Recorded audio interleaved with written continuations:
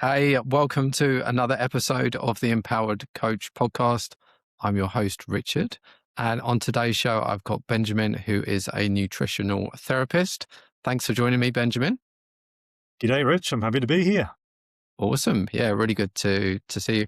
I have a cat on my lap in case you hear any purring. This is Harry. But what I'd like to do is just dive straight in and find out a bit about you and your business.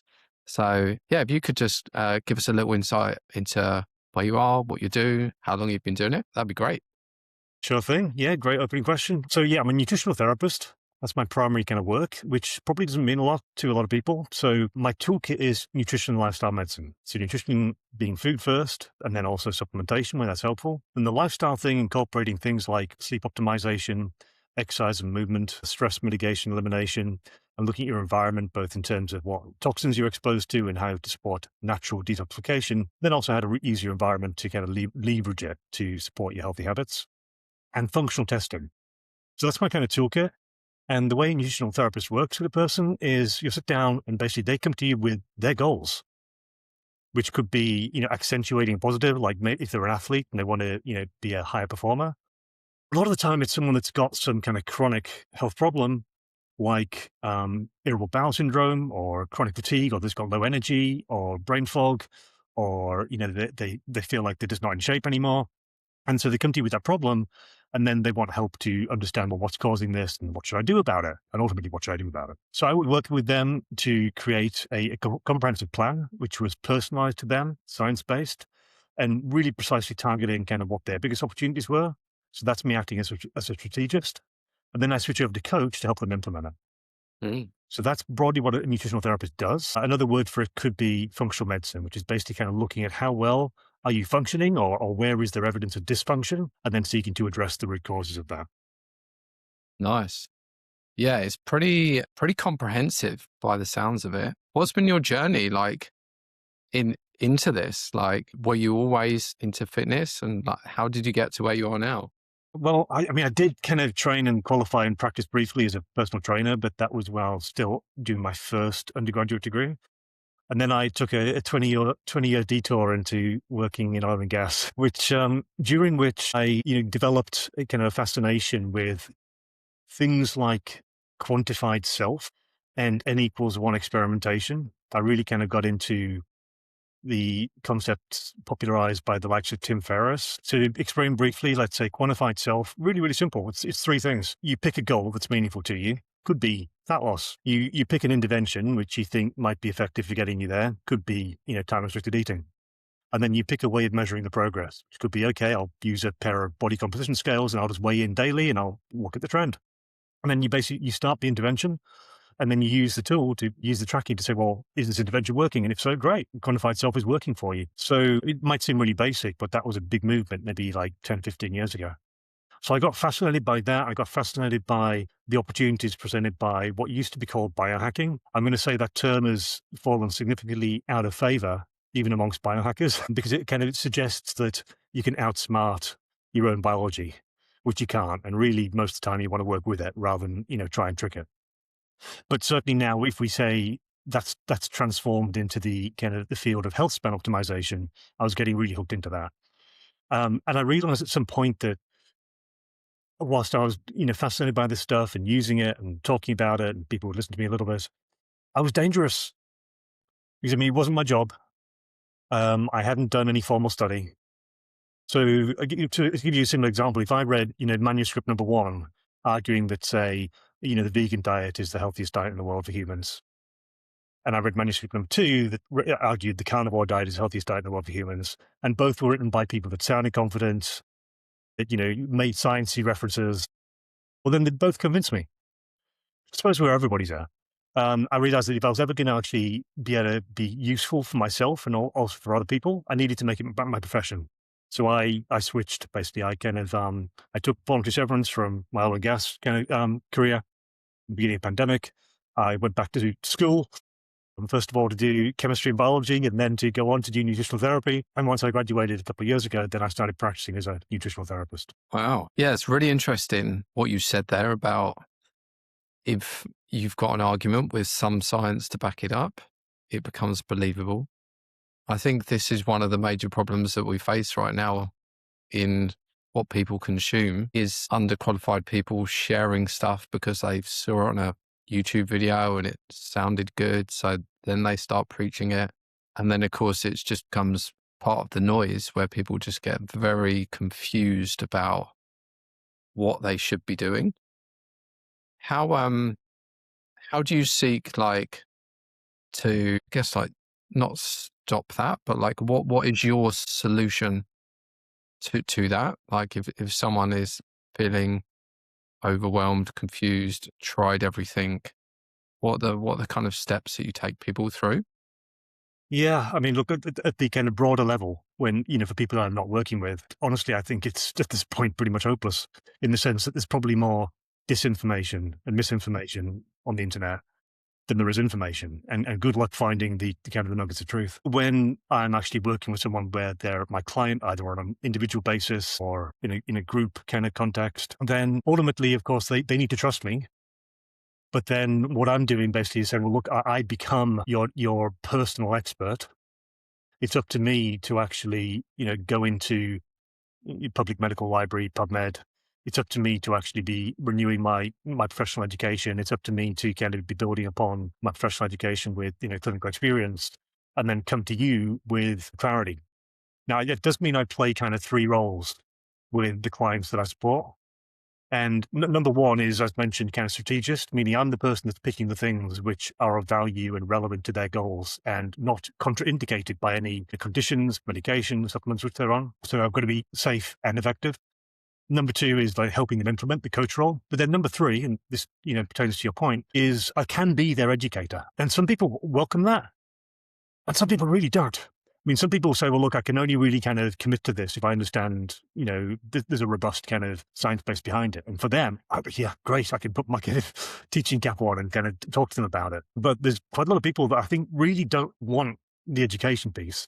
They just want clarity on what should I do. And which is why, part of what I do is literally just providing that solution on a very personalized basis. Mm. That's interesting because I often think the education is required for almost it be embedded in the brain to make sense and for them to take action long term rather than it's just like a pill, that they take for a short term. I mean, I hear you, but can I offer two counterpoints to that? Yeah, please, yeah. Like two examples of why that it's intuitive, but it should be that way, right? But I'll just kind of get two things. One is it's an often quoted thing where I think in 1964 the US Surgeon General announced for the first time, smoking causes lung cancer, and we could say that there's never been a clearer, more compelling, public education message. And if information education was enough to make a difference, then that should have resulted in rates of smoking, collapsing overnight. And what actually happened was nothing. Change in the rate of smoking. It was only when advertising restrictions came in place and, and taxes were raised on tobacco that actually you saw the rates of smoking start to fall. So it's a really clear example of education alone. It doesn't do much by itself. The other example I'll give to you, which is much more personal to me, is that many people take supplements. And many people will take the same supplements, year in, year out. And I'm always asking, I've got to ask really, really gently, frankly. Like as I, talk to a potential new client, what's the rationale for the supplement? And the reason I say I've got to ask gently is there's almost never any rationale. It's like, my brother, sister's cousin, friend, co-in-law worker told me it was a good thing, and I'd read about it on some podcasts, heard about it. So in other words, you think, well, we're making decisions logically would be in line with what you expected. I don't find that's often or always at least the case. Yeah, super interesting. Would love to hear your opinion on the current weight loss crisis, the jabs, Mm. Monjaro. Um, are they useful as a tool to get people started? What's your own opinion on it?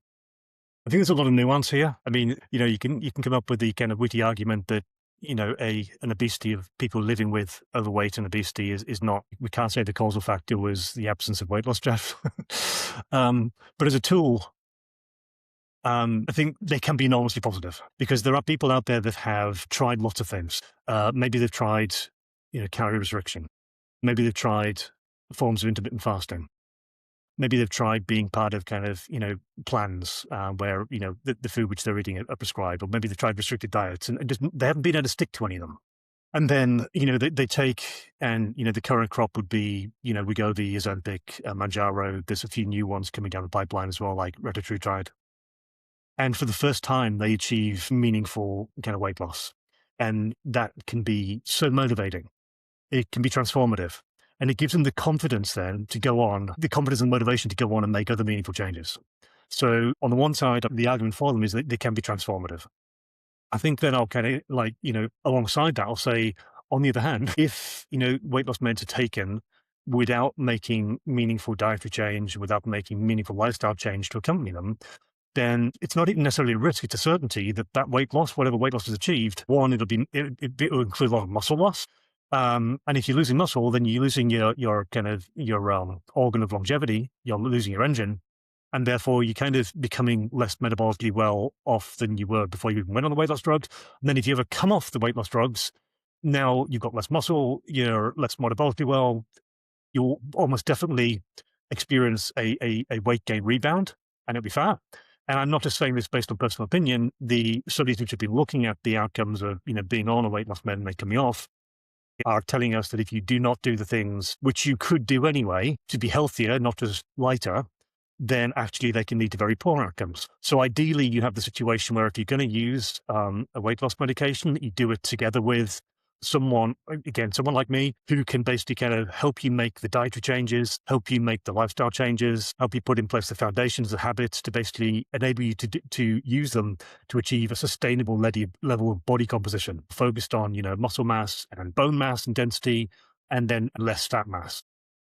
Yeah, I agree with everything you've said there. It is that vicious cycle, I think, isn't it, that people can end up in of, like you say, as soon as they come off it without any support, it's just instant rebound and it's like, go back on it. And I think that can do real damage to the long-term health of these people for sure. Mm, yeah. It's definitely, it's definitely a challenge, I think, for people, coaches in the industry that are trying to achieve the same objective, but might take longer and a bit more effort, with dialing in the habits when there's this other thing over there that they can, effectively just inject and certainly seems easier for them. Have you found in your personal practice that has had an impact at all in conversations you've had? Yeah, yeah. I mean, there's certainly a lot of appeal in the idea that this is some magic bullet, because ultimately, I would say, fat loss. I've got to say this with a bit of caution. I'd say fat loss is simple in terms of what you do, but the simplest thing can be incredibly difficult. So the appeal of one of the kind of weight loss medications is they take away a lot of that difficulty. So of course that's really appealing, because as humans, well, of course we want to do the easier thing. We've got a lot else on. We've got work stress, we've got family stress, we've got things we want to do in our life. So if there's something which appears to make it easier, then that's going to be really appealing.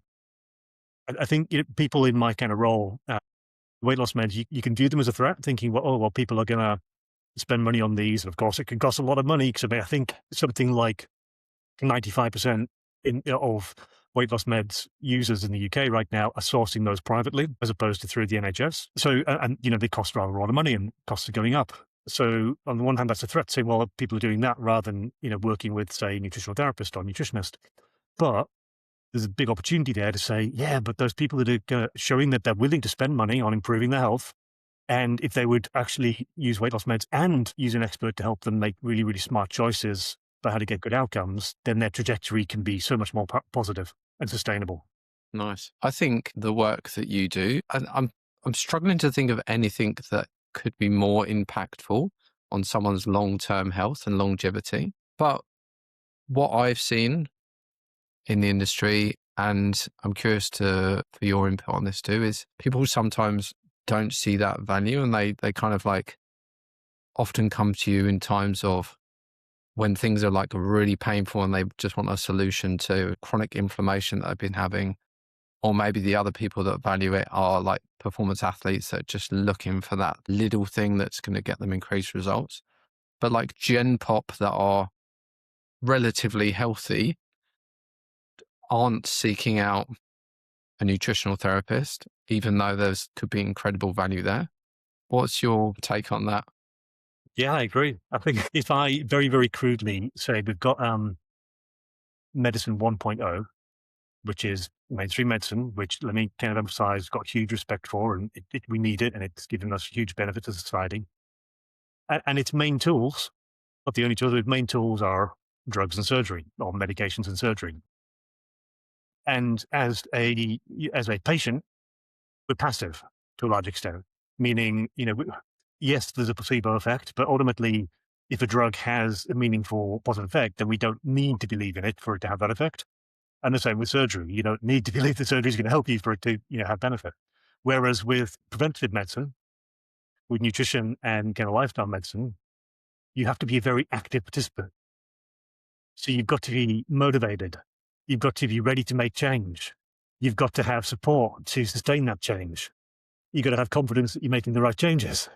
So that's a much bigger ask compared to receiving a medication or a surgery or some other intervention which doesn't require you to be the actor. So that's, I think, what gets in the way for a lot of people is, when are they going to be that motivated?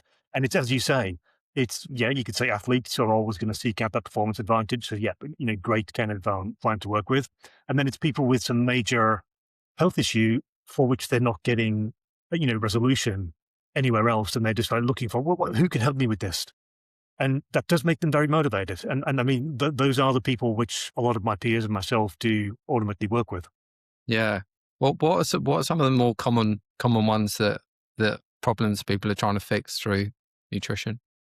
If we say, in terms of like the sheer number, then I could frame them as things like, poor energy and, brain fog and poor concentration and recall, feeling sluggish, noticing that your body isn't really responding the way it used to and you wanted it to, having terrible digestion, bloating, gas, distension, flatulence, looking at your body composition and saying, oh gosh, I've got a lot more fat, a lot less muscle than I used to have. So those are kind of the things that people notice. Give some of those things names, like irritable bowel syndrome, which it's estimated that over 2 million people in the UK are diagnosed with irritable bowel syndrome. And it's a bit of a clue if you have the word syndrome at the end of a diagnosis, then what it usually means is we don't know what the root cause is, but you've got a cluster of symptoms which we recognize as being part of a pattern. We'll give it a name. And then, you've got a diagnosis. So irritable bowel syndrome, you've got a diagnosis, but then what's the cause? And the cause can be, could be the existence of specific pathogens or something like small intestinal bacterial overgrowth. It could be eating while stressed or you're experiencing extreme stress. It could be a poor quality diet, high in ultra-processed foods. It could be all three of those, but knowing there's a syndrome doesn't tell you what the root cause is. So irritable bowel syndrome, we could name pre-diabetes and type 2 diabetes as effectively something which develops from, to a large extent, diet and lifestyle. We could name chronic fatigue syndrome. So, so that gives you an idea of the kind of the symptoms people are experiencing and the big, most common problems that people are experiencing too. Mm. And what are some of the most common gaps that people have in their nutrition or some of the bad habits that are most common that are causing some of these issues? Yeah, there's quite a few. There's a graphic which is gotten quite a lot of coverage online, which is just depicting the percentage of ultra processed foods as a proportion of the total food consumed in each given country. And the UK is almost a world leader, meaning we have like about 50% of our total food consumption is comprised of ultra processed foods. And I think the only country which is beating us, I'm not sure this is the right terminology, is the US. Yeah. So, that's one big thing, is that if our diets are largely comprised of ultra-processed food, then we're very unlikely to get positive outcomes from that. A second thing, I've literally put as number 2, kind of lifestyle factors. And this would include how we're eating. So how often are we eating without being distracted or stressed? So if we're a typical thing for a UK kind of office worker, for example, is, they commute to work, maybe they eat the breakfast on the way to work on the train or something. They don't have a lunch break. They might wolf down a sandwich and they can't remember if they ate it or not because they're distracted and reading emails and angry emails and maybe in a call. So maybe they have like one meal in the evening, but then they're watching Netflix whilst they're doing that. And so at no point are they actually paying attention to what they're eating. And that leads to different choices compared to if you were paying attention. There's the extent to which we don't follow our circadian biology. And this is pretty tough. And here I'm literally meaning, getting early morning daylight exposure, because daylight exposure is a thing which basically tells the master clock in the brain, something called the superchiasmatic nucleus, when to start everything going, your digestive system, your hormones, your neurotransmitters. And if you lack that signal, then you get this phenomenon called twisted clocks, where nothing really knows what we should be doing. But, we have poor quality sleep and not enough sleep. And I live in London, where the idea is that you start work early and you party late, or you have work socials. Again, hugely disruptive on your kind of circadian biology and getting sleep, and sleep superpower. But what else? I mean, then if I kind of go down to the tactical level of diet, then I think we can point out that if you think about diet in terms of foods as opposed to nutrients, but then you add in the perspective of, let's look at your micronutrient intake, the nutrient intake, then very rarely do I find someone that's kind of designed. I feel that if anyone says the term balanced diet, they should then be given 30 seconds to explain exactly what they mean by that. Because it's like a term which is used so often, and yeah, it's almost never an explanation following it. So by all means, make me do that. But very rarely do I find someone that's kind of looked at, well, what are the gaps that are in my diet? How can I close them with food first? And then if I want to make use of a supplement, what would that supplement be to close the gap, as opposed to taking something because they hope it will do them some good? Mm, yeah. So literally so much goes into it. And we've created a world and a society where we're doing all of the opposite things that we should be doing. It is kind of mad when you look at how we're living. Client wise, in terms of who you work with, I imagine you get people from all walks of life, professions come to you. But is there certain people, like more than others, like clients that you're really suited to and really work well with to help optimize them? Yeah, great question. I mean, the examples I gave of people with just like poor energy, or they're not happy with living with overweight and obesity, or that maybe they're approaching pre-diabetes. So, I mean, they are still the majority of my clients, because they're the people that are really motivated to get help, and I can pretty much always help them. But I do have a specialism, because the ratio in the nutritional therapist world, the ratio of female to male practitioners is about 100 to 1. I'm not kidding you. So I'm the one in that 100. So I do specialize in men's health, and I am, working probably at least 50% with men. So then, we focus on things like testosterone and natural testosterone optimization. Of course, we're looking at body composition, paying particular attention to cardiovascular disease risk, because males are typically at more risk of cardiovascular disease. And very often we're looking at, how do you indeed kind of at least maintain or build, bigger and stronger muscles. And frankly, there's an aesthetic element to that. I mean, muscle is, and I'm borrowing somebody else's term here, but it's an organ of longevity, in the sense that muscle does so much to give you healthy lifespan. With the exception of cancers, we can say that the more muscle you have achieved within normal physiology, as opposed to using, enhancements, you reduce your risk of cardiovascular disease, you reduce your risk of dementia, you definitely reduce your risk of, diabetes. It gives you functionality in the meantime. It even makes it less likely to, I mean, one of the big risks, as for more elderly people, is a slip, trip and fall, where you have, poor balance, and then you don't manage to arrest the fall, then maybe you break a wrist, or maybe you break a hip. And even if you recover from that, it can be completely debilitating, because you might never regain, your mobility, your quality of life. So your kind of world shrinks. And having more muscle, again, is going to make that less likely. And even if you then do fall, it's going to give you padding. So you're less likely to achieve a nasty break. So it does so much for us. I mean, it should really be the poster child of how to make a really, really positive impact in your life. Yeah, really interesting. Being a guy, I'm 41, well aware of testosterone being like one of the things that obviously declines with age, but often can affect the results that we want to get from our training. And I've coached a number of guys in their 30s and 40s that have really struggled to get any meaningful fat loss or build muscle tissue as a result of low testosterone. And then some guys I know have been prescribed testosterone by their doctors too.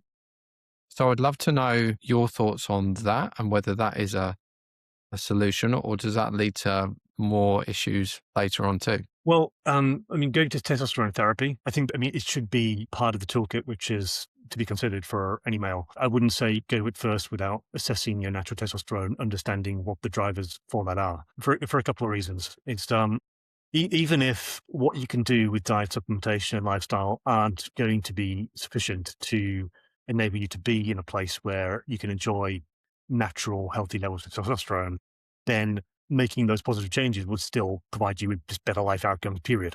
Right. So it can be worth saying, let's actually make positive changes first and then see where you get to. And then only if you're still experiencing the symptoms of low testosterone, which would be a combination of sexual, physical, mental, emotional symptoms, and with the sexual being the kind of the strongest indicators, and also measured biomarkers. If you put those two things together, that's how you recognize low testosterone, right? And you don't do it just with either one of those two things. So it's still worth doing the diet, supplementation, and lifestyle interventions first or alongside. And then, I mean, the other caveat about testosterone therapy, which, I mean, again, frankly, I'm really glad that I think the availability of that is growing and awareness and acceptance is growing. And a couple of caveats is that practically, if you do begin testosterone therapy, then it's a therapy for life, in the sense that, I mean, there's no reason, it's not an intervention which you do for weeks or months and then it's done now. So you are committing to that therapy for life. And if, and there is a significant cost to that. So, I mean, like a good testosterone therapy, it's going to cost £1,000 plus per year. So there's the cost. Maybe that's okay. The other side of it is that, I mean, if you are still looking to, have kids, then there are options. But taking something like exogenous testosterone will basically reduce your fertility to close to zero, because basically your body will recognize that there's, exogenous testosterone coming in. It will shut down natural production of the sperm. So those are the two big things. But it's a really important thing to have to be able to consider. And I think in the UK, we're lucky now that we've got relatively simple access to that after we've maybe looked at, again, diet supplementation and lifestyle elements. Something that frustrates me, and it probably frustrates you too, is the lack of education and information with these diagnoses from GPs. And, I described a friend there that has been suggested, testosterone, probably not told any of the impact that might have, on those things that you mentioned. Is there any, and obviously I understand that GPs can't all have a nutritional training as comprehensive as you have, but I do feel like there's a gap there where maybe there could be more referrals to people like yourself. Is that something that happens, or what's your take on that? Yeah, and let me start out by just saying that I've enormous regard for the incredible hardworking GPs in the UK. They've got an incredibly tough job. All the ones I've ever known have been really, really motivated to make a difference for their patients. And of course, they're also working within a lot of constraints, time, budget, etc. But nothing but kind of respect and love for them. And as you say, I mean, even if they did have the nutrition education, how could they then use it? Because, to help a person make meaningful changes to their diet, it's not something you can do in the space of, a 10-minute consultation, when you've also got to make your notes and write out your prescriptions and kind of, do your digital records. So that's just not a reasonable expectation. With regards to NHS GPs being able to refer to nutritional therapists, so nutritional therapy is not incorporated into the NHS. The NHS does have the profession of dietitian. The NHS does also have the profession of health coaches. Those are two really valuable pieces of the kind of NHS provision. But yeah, I mean, look, I would love to be able to take referrals directly from GPs. Now, I can do that from a private practice GP. So certainly myself and a lot of my peers, we do work alongside a private practice GP. They can then focus on, what they know really well. We can focus on kind of the nutritional lifestyle piece, and then we free up the GP to, not need to try and pick up an education in that. And so that's a really, really terrific partnership.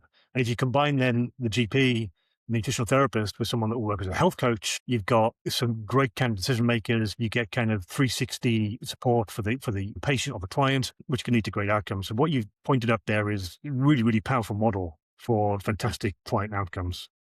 Yeah, because it feels like most of the things that people go to GPs for are a result of a lifestyle or nutrition, over maybe many, many years. Mm, So yeah, we're kind of like medicating, but never quite getting to the root cause, you know? mm. I mean, I'll share with you an anecdote. So it's about two GPs at a dinner party. And, if you're a GP at a dinner party, people might start talking about health and asking for advice. and they're talking about developing prediabetes and insulin resistance. The two GPs who are husband and wife say, "Well, oh yeah, look, if we ever were at risk of prediabetes, then we would follow, say, a ketogenic diet in order to avoid that or reverse it." And there is what longitudinal kind of published evidence indicating that a ketogenic diet can be an effective intervention to reverse prediabetes and type 2 diabetes. And then they were asked, well, okay, well, how many of your patients have you put onto a ketogenic diet for this? And their answer was, well, zero, because we don't have the time. So we don't have the time to do that. And maybe we don't have the skill either. So they would do it themselves. They know it works, but they're not set up to be able to implement that. Yeah. Yeah. So yeah, sharing the same frustrations, but the system's not built for it. Do you ever work with any fitness professionals, personal trainers, coaches to help optimize the results with the clients that they're working with? Yeah, I have done. I'd like to actually do more of that, especially kind of in my local area. There's a bit of a challenge for me just in literally that my clients are not from one geographical area, whereas certainly the PTs that work in person mainly are from one geographical area. Um, I do make use of some of the like higher stature kind of online PTs. I'll mention one person who stands out, and she doesn't do like one-on-one training, but she does provide advice and training. There's a lady that a lot of female listeners might have heard of or like to have heard of called Dr. Stacey Sims, who has really focused on raising awareness of women not being just small men, and basically pointing to the huge kind of delta between the research which exists on response to diet and supplementation and exercise, and how most of it is done on men, and you can't safely extrapolate it to women. So say Sims is a fantastic person to listen to and kind of read from. Dr. Gabrielle Leon, who's the person I've been kind of quoting from throughout, where she's kind of coined the term muscle-centric medicine, and muscles a lot older longevity. And these are two people that do provide specific exercise prescription. But I mean, what I do, again, as a kind of a former PT myself, although I don't work as a PT, I'm very, very comfortable to make very specific kind of exercise recommendations for people. And the way I approach it is, if you have a specific sport, then of course you want to apply the said principles, specific adaptations to impose demands, and you want to train for whatever's going to make you better at that sport. But if you don't have a specific sport to excel at, which is true for a lot of people, and you just want to use exercise as a way to be healthy, then what I would guide them through is you're going to be including exercise which will develop your power, your muscle size, your strength, your VO2 max, your aerobic endurance, your balance, stability, and mobility. And you're also going to make sure that you do things to prevent the risk of injury, because the surest way to progress is just avoid injury. Nice. If there's any personal trainers watching this that maybe have got some clients that have not got results, or they've been struggling with something, and maybe they're watching this and thinking, well, actually, I've got some gaps in my own knowledge, and it might be worth speaking to yourself and seeing how you might be able to help their client get some results. What's the best channels for them to kind of reach out to you with? Oh yeah, I mean, whatever channel they prefer. So if we can if we can add my kind of contact details into kind of the show notes, and they're very welcome just to take a call with me to understand how can I help them, can I help their business, can I help their clients. The very worst case scenario, I think, is that I'll give them some new ideas and we can have a conversation about it, and I'm really happy to do that. Yeah, nice. I mean, as a coach myself, I've certainly had moments where I'm just like, I'm trying something and it's not working, right? And that there's a limit to the knowledge I have. And I know there's so many coaches that come into the industry very quickly qualified as a PT, maybe done an add-on kind of nutrition course, but Yeah. it's kind of just the fundamentals, right? And as soon as you're telling people all the right things and yet results aren't happening, it's like, right, okay. Now what? It can't just be, keep doing, calorie deficit or keep eating these foods if it's not working for that person. Yeah, totally. I mean, I think though the level of nutrition education which PTs do get can still be helpful for a lot of people. But I might say contrast that there's the kind of area of sports nutrition, which would be focused on, your energy balance, your macros, your fueling, your hydration, maybe a little bit of supplementation. I can cover that, but I think where I step in, which I think, PTs would not be seeking out this level of nutrition knowledge usually, will be functional nutrition. focused on micronutrients and nutrient density and phytonutrients and supporting digestion, absorption, and assimilation. Being aware of how food is basically a signaling mechanism. So inside the body, food is basically a signaling mechanism which helps regulate and helps basically, trigger what is your endocrine system going to do? What is your brain going to do based upon the information that you're giving it in food signals? What will it do in terms of your inflammatory state? What will it do in terms of, supporting or actually challenging your total toxic burden? So it was that next level of complexity is where I would add value to what a lot of PTs would be able to do. And yeah, would love to collaborate with them. Yeah, awesome. I really, really appreciate that. And I'm sure there'll be some people watching that are curious and would benefit from a conversation. So yeah, I'll link your contact details below. Listen, it's been awesome. Usually my podcasts don't go on this long, but I feel like I could talk on these subjects for so long because I'm deeply passionate about it. And you've got a level of knowledge that I just want to keep chipping away at and find some more stuff. Really appreciate your time coming on today. Are you very welcome? You make me think that if I'd had more time, I'd have written you a shorter letter. Thanks for your time, Benjamin, and good luck with the business. Thank you very much. It was just an absolute pleasure to have a conversation with you. And